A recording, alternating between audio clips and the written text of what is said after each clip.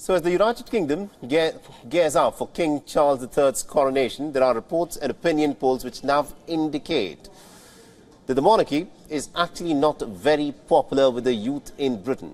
Now, according to the latest polls, it shows that only about 10 Britons think that monarchy is very important. 10% of the Britons think that monarchy is very important. This is the lowest proportion on record. Now, according to a survey by the National Centre for Social Research, the public support for the monarchy has in fact fallen to a historic low.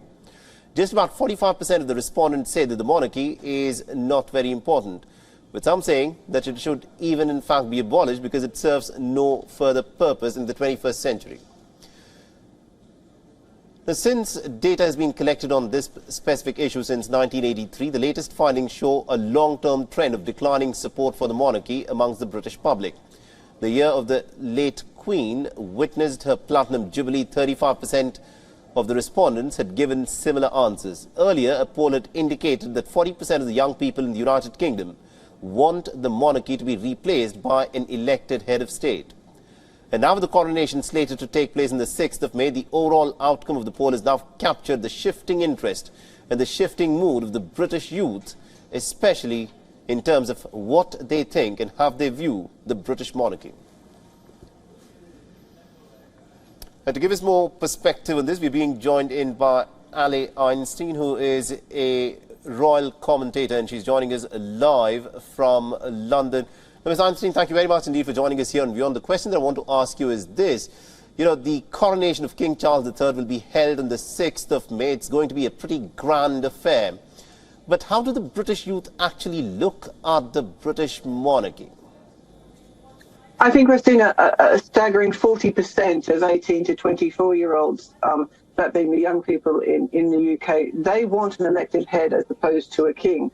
So we've seen this fall away, if you like, since the death of Queen Elizabeth, where we had a resurgence from young people in interest in the royal family, to a drop now. And as you said earlier, it is an historic low. 1 in 3 Britons now don't believe that the monarchy is important. But it's the young people who will be the decision makers of tomorrow, the young people who are really driving these statistics. We've seen a staggering number of them say that they want to see the royal family abolished. That's a 45%. That's almost half of the country.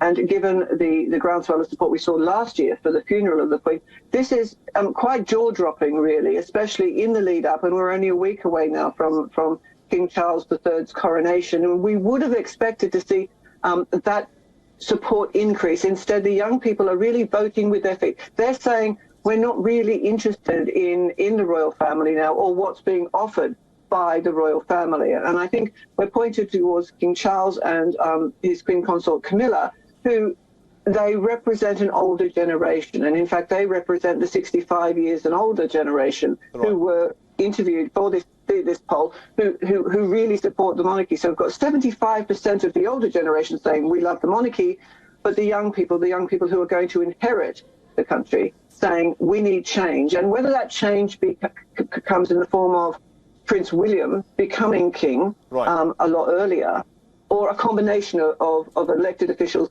and the royal family working hand in hand. Very interesting. Now, you know, in a few days from now, we'll be looking at scenes that probably would resemble something straight out of the Middle Ages, when King Charles III will be coronated, because that's how grand we expect the ceremony to be.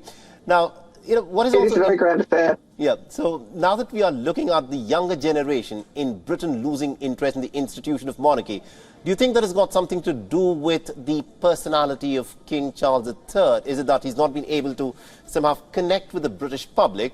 Or do you think that the British people, especially the youth, now want to move away from the institution of monarchy itself?